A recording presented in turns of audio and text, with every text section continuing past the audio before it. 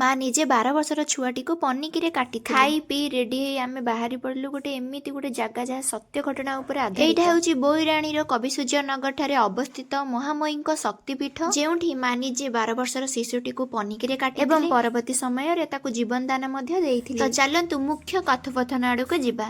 ମା ଆସିଥିଲେ ମାଳ ଦିଗରୁ। ବୈରତେଲି ନାମକ ଜଣେ ବ୍ୟକ୍ତି ବ୍ୟବସାୟ ସାରି ଘରକୁ ଫେରୁଥିବା ସମୟରେ ମା ତାଙ୍କୁ 16 ବର୍ଷ ଝିଅ ରୂପରେ ମା ତାଙ୍କ ଶଗଡ଼ ଆଗରେ ଠିଆ ହୋଇ କହିଲେ, ମୁଁ ତୁମ ସହିତ ଘରକୁ ଯିବି। ତ ବୈରତେଲି ମାଙ୍କୁ ତାଙ୍କ ଝିଅ କରି ପରିବାର ସହିତ ହସ ଖୁସିରେ ରହିଥିଲେ। ଦିନେ ବୈରତେଲି ଆଉ ତାଙ୍କ ସ୍ତ୍ରୀ ବୁଧବାର ହାଟକୁ ଯାଇଥିଲେ। ଆଉ ସେଇଦିନ ବୈରତେଲିର 12 ବର୍ଷର ଶିଶୁ ପୁତ୍ରଟିଏ ଘରେ ଥିଲା। ତ ସେଇଦିନ ମା 12 ବର୍ଷର ଶିଶୁଟିକୁ ପନିକିରେ କାଟିଥିଲେ। ତ ବୈରତେଲି ଘରକୁ ଫେରି ଏସବୁ ଦେଖି କହିଲେ, ମୁଁ ତତେ ଝିଅ କରିକି ରଖିଲି, ହେଲେ ତୁ ମୋ ପୁଅକୁ ପନିକିରେ କାଟିଦେଲୁ। ଏବେ ମୁଁ 12 ହାତ ଖଣ୍ଡାରେ ତତ ମଧ୍ୟ କାଟିଦେବି। ମା କହିଲେ, ହଉ ଠିକ ଅଛି, ମତେ ଖଣ୍ଡାରେ 3 ଖଣ୍ଡ କରିଦିଅ। ତାପରେ ବୈରତେଲି ମାକୁ 3 ଖଣ୍ଡ କରିଦେଲେ। ବ୍ରହ୍ମପୁରରେ ପଡିଲା ମାଙ୍କ ମୁଣ୍ଡ ଭାଗ, ପିତ୍ତଳରେ ପଡିଲା ମାଙ୍କ ଗଣ୍ଡି ଭାଗ ଏବଂ ବୋଇରାଣୀର କବିସୂର୍ଯ୍ୟନଗର ଠାରେ ପଡିଲା ପାଦ ଭାଗ। ତ ଏଠାରେ ମା ମହାମୟୀ ନାମରେ ପୂଜା ପାଉଛନ୍ତି। ସେଇଦିନ ମା ବୈରତେଲିର ପୁଅକୁ ପନିକିରେ କାଟି ନଥିଲେ।